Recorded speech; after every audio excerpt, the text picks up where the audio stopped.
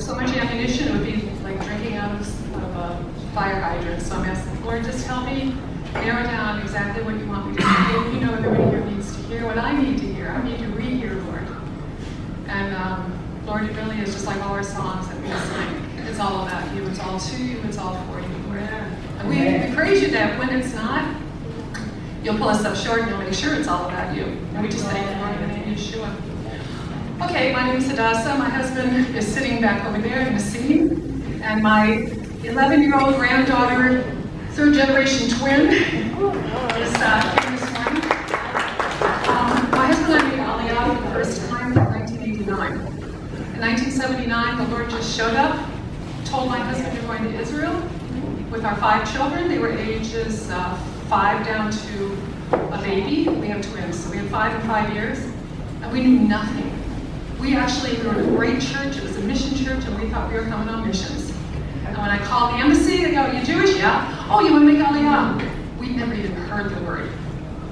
I mean, you're talking clueless, absolutely. And then we spent 10 years learning. How to be Jewish, how to share the Messiah, how to live in Israel, celebrate the Hagim. And I'm going to have points of encouragement for you. When you're sharing with Jewish people and they don't seem to get it, and it's really irritating, trust God's doing it. If he can take clueless and move it, then he's doing it. Like I said, for us it came from way out of left field. Anyway, so we did. We came in 1989. We moved to Tiberias. Eric Morey is not here today. Eric and Terry Morey were very responsible for guiding us through the 10 years to make sure that we were as ready as we could be. You're never really ready until you actually do it. We lived in Tiberias for 7.5 years. The same time we came, the Russian immigration started. And we had been to Russia pre-Glasnost, prayer trip, encouraging people to make Aliyah. And all of a sudden, here they were. We were in Old Pond together, and they did. They came with a bag. That was it. And people, Russians, and they gave us stuff. And so we opened, it was probably the second distribution center at the time in the land. Remember, at that time, there were only about 1,200 believers total in the land. Through our journey,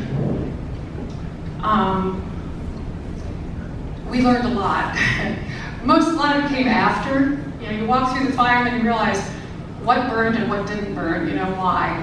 And what burned was definitely chaff. We received extreme persecution at the time, because that's Tiberias, especially back then. A lot of believers were going through it. And we were doing things like our congregation or our area started a school. Galilee Experience started. It looked like the city just went freaky. And then we had a distribution center. Our door was set on fire. People trying to remember our dog. Our kids were beat up at school. People prayed curses, and that's the first time I learned they work. I thought, no, I'm under the blood. No. Sometimes the Lord lets it work. You have to remember that.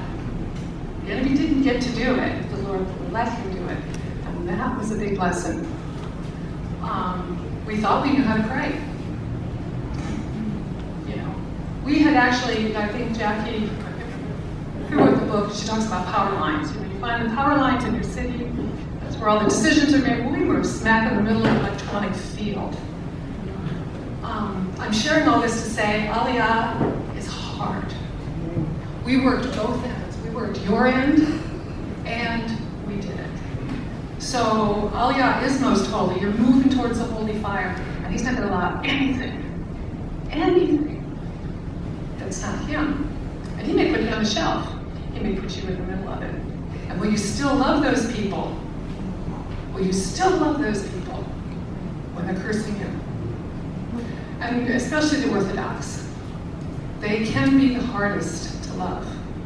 But I'll tell you right now, if you don't really love the Orthodox, you don't love the Jewish people. They are our litmus test. And it's not loving for salvation, it's not loving for changing, it's just loving because. And the only way I could pray back then was, Lord, bless your people and save your inheritance. Because like I said, I didn't know how to pray. I didn't know how to take a scripture and pray. I'm talking Lord sent clueless to Tiberias, We almost lost the children through the Army.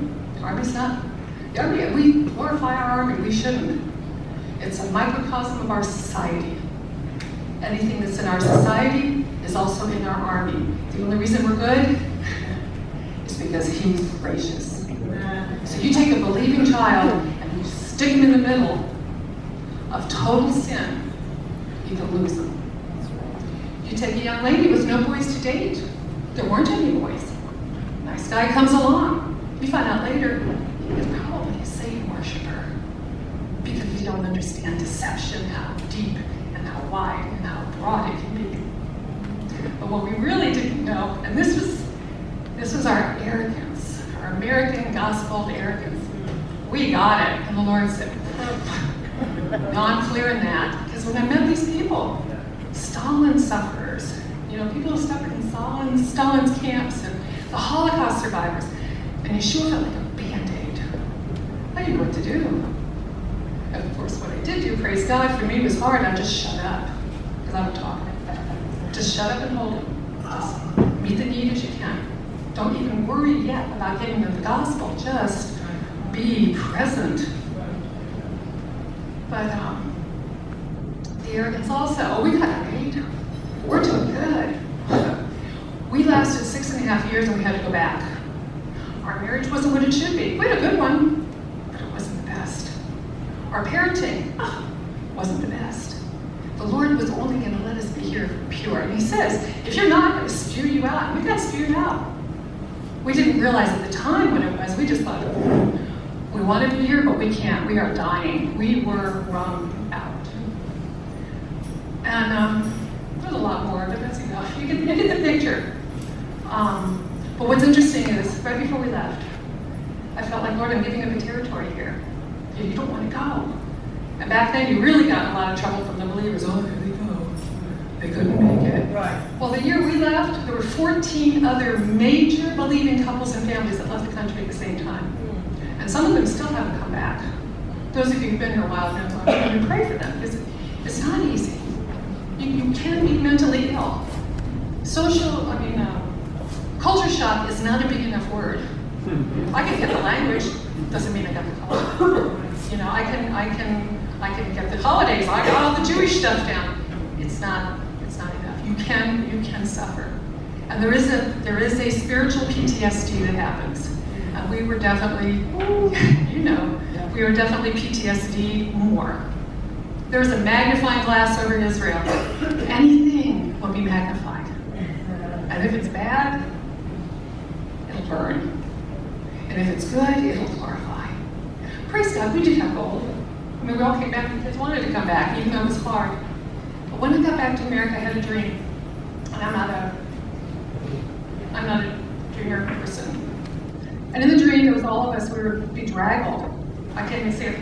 Blasted uniforms and, families, units, you could see them. We were going through a wilderness thing, and over there we could see this shining something, this beacon. And we got up there, and it was like a camp, an army camp. And the barbed wire was shining like silver, and it had tanks and excuse me, military guys, bomb things, big bomb things like this, little bomb things, and the soldiers were all in these pristine uniforms, bandoliers of bullets, and we hear all this laughing.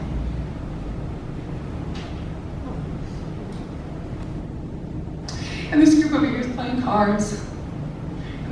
Leaning and flirting, and just they were having a great old time. And we all walked up to the fence. We were holding onto the fence, we're looking at it going, that's the ammunition that we needed. Nobody passed it off. Nobody passed us. Now I'm looking at you guys. That was 20 years ago, and it's changed. Back then, the church was playing. And in some ways, in all the world, the church is still playing. It's hard to wake up. You don't realize if you're not awake sometimes. You gotta ask me, wake me up. But there was no intercession like there is now. There was no awareness of Israel like there is now. And I know for us, our Aliyah has been rose petals. Number one, we went home and got ourselves cleaned up. We didn't bring that garbage back in here. and we knew better what we were headed for. But I know for us and for others, it is much better because you all are really fighting it. You're doing it weekly, monthly, daily. Like Chaim said yesterday, take one of these scriptures and pray it every day. It's a big difference, a very big difference. So that's the other encouragement. Y'all are doing it. And in that aspect, you're carrying us on your shoulders. The believing Jews and the non-Yeshua Jews, they believe. They believe God, let me phrase it that way. But he purges. Any little bit of pride that we have over our part of the Aliyah, I do this, I do that. No, granted, we do have to promote ourselves. We want people to know what we're doing. We need the support, we need the prayer, we need to network. We've got to be careful because it's not yours, and he'll take it away in a heartbeat. If we taint it, if we possess it, he'll take it. But the way you know that it's his, you can from this place say, it's okay. It's okay. I can let it go because it's not mine anyway. I almost went to the watch store here and got a bunch of little clocks, like they put in the clocks and watches and gave us all one because that's all we are. We're only one clock. Now without that clock, it doesn't work. But with it, it'll work. But remember, we're only one. We're only one. He doesn't need us, but he chooses to need us. And why? What am I? I'm an accountant's wife. I'm 65 years old. I have 5 children. I have 16 grandchildren, 13 of which live down the street. Praise God. I teach. I'm a buddy. I teach art. I got a dog I walk. We have Olim in our house. We help because not everybody can come and do it.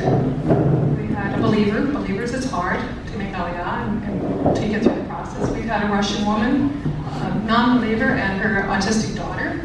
Because how are you going to take care of autistic daughter while you get your papers done? And now we have an unwed mother. So that's what we do. That's our part. Ours is a receiving part. And the Lord may increase it. When he does, he'll do just like he did. I give my husband a download and go, here, let's make this bigger. But we're only a cog. We're only a cog. And if you wanted to shut the door, I'm game. We can live on retirement, go to a little honeymoon, 1-bedroom apartment. That'd be fine. It's easier, But this urgent Aliyah, Jeremiah, says, Lord, I need my own vision. We know what's happening. You can see it. You can feel it. And, we read the scriptures, the fishes, and I was like, what does this look like?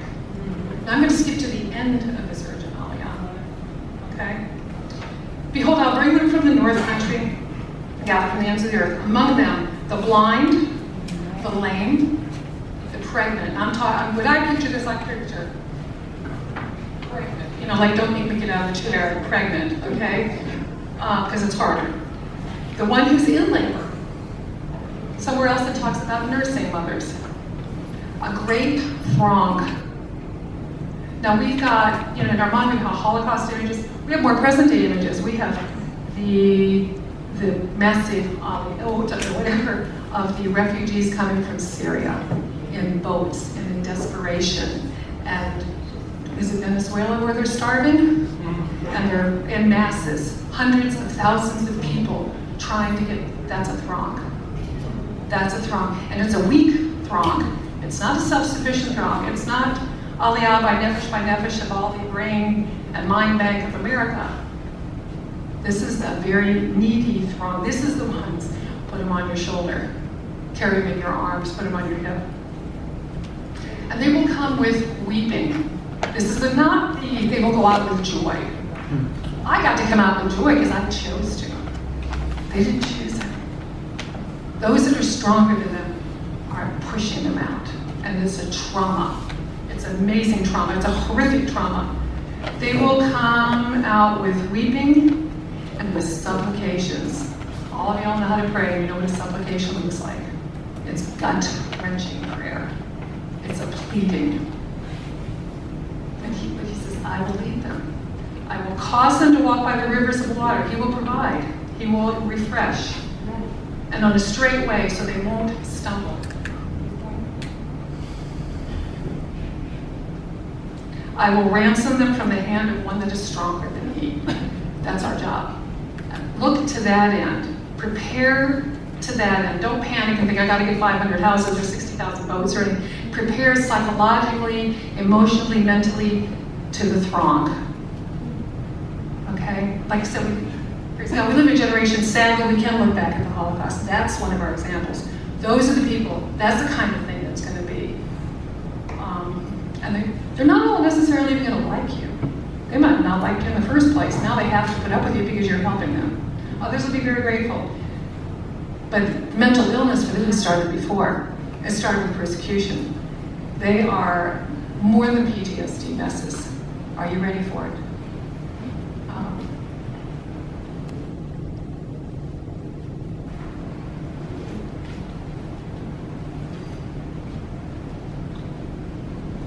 I'm actually looking at my notes. Hold on, I don't think. Okay. Can you work equally hard? This is back to the pride or whatever. Can you work just as hard if nobody knows what you're doing? If nobody says, oh, look at, you know, if you're alone. A young man stood up here yesterday and this made me cry because it's my son. Can you be alone? I'm not talking lonely. Lonely is bad. They're kind of together. Can you be alone in what you're doing? Never write a newsletter. Never make a pitch. It's not easy, but it's necessary because sometimes we have to be covert. Sometimes we have to be prideless so that he really does do it all, so he really does get it all. And sometimes, like with Tim, you can't be covert. You can't be covert. He wanted no pictures, no videos. Man's never written a newsletter in his life. You know, but God's doing it because it's his Aliyah. Can you stand humbly by when others are promoted or get the finances? That's a hard one because we know we need money to do it. Can we stand by and help promote somebody else? I mean, look at it. We're all doing the same thing. Maybe we're different people groups, like the Amisim or the Chinese or the B'nai Menashe or the Russians or whatever. But we're all doing the same thing. Go back to the cog. Okay. Can you trust that the Lord will assign you your tasks and make your promotion if a promotion is necessary? If you don't get promoted, don't make it happen. Yeah. I'm talking to the choir here. Okay. The enemy doesn't hold anything back. Like I said, he'll go after your marriage, he'll go after your family, your reputation, your health. Right, Pam? As soon as you get the vision, bang, you end up in a wheelchair. Does it stop you? I mean, you have to use wisdom, but by the same token, does it stop you? No, just change gears. Just change gears. Are you prepared to be misunderstood? You know, everybody always finds this thing. What I'm going to list now, everybody probably has already been through. To be misunderstood, to be maligned, to be shunned, and persecuted, and mocked, and taken lightly. We can handle that from there. We can handle that from the body. All of that happened to you from your brothers and sisters.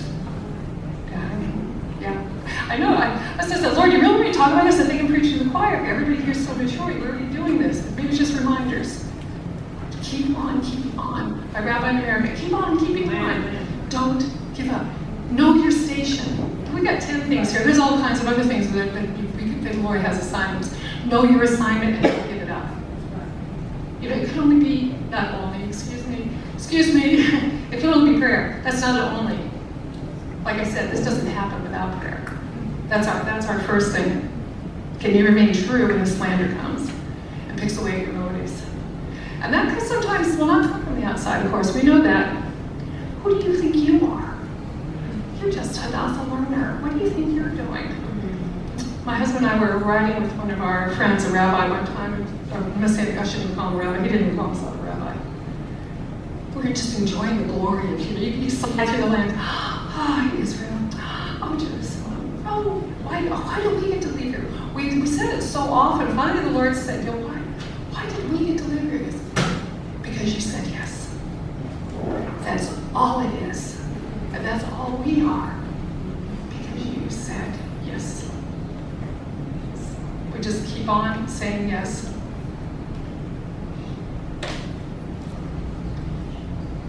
One real quick side thing. And where is it, Luke? No, yeah, maybe Luke.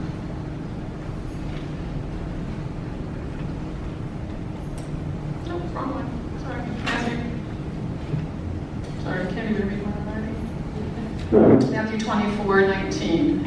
Now he's talking about when we had to leave Jerusalem. It's the woe. Woe means curse. Cursed is the one. Woe to those who are pregnant and to those who are nursing babies in those days. He's talking about the flight from Jerusalem. And pray that your flight not be in winter or the Sabbath. Warning.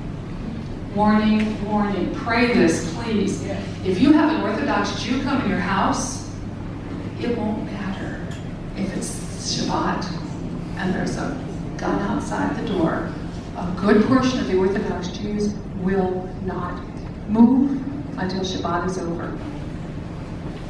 We need to pray it's not on Shabbat. Not to cause them to change their mind. Oh, we're not under law, we're under the grace. No, they're honoring God. We don't change them. We figure it out. Learn about Bikud HaNefesh, which is the saving of the souls. You know, you do certain things so you live. And they might. I got it. Is that for me? Okay. And they might, but they would know what they can and they can't do. Just as a warning. You might have to come in your house and, oh, lovely pork. Okay, what else shall I eat? Just honoring, but especially the Shabbat thing. It's a very important prayer that we pray for about the Shabbat. The Lord said, build a house, you count the cost. What I love after that, the king does not go to war with 10,000 soldiers against 20,000 without counting the cost. And then he says, unless you go and you got to make a peace treaty. But he didn't say don't go to war. He said just understand, make the plan. That's scripture. So we have like a mandate. You count the cost. Okay, what does it mean? And ask the Lord to help me count the cost. We don't know. I didn't know. I didn't know it was going to almost cost me my children. I mean, it could have. God was so gracious. The divorce rate in this country for Olim is high, even with believers. The fail rate, as far as your children being a next generation believer, is too high. Okay, that's just the believing eye. If we who have the Spirit of the Lord are having a rough time, what's it like for them? Okay. The call is to build and to battle. Forsake everything, carry the cross, but plan to finish, and plan to win. That's it.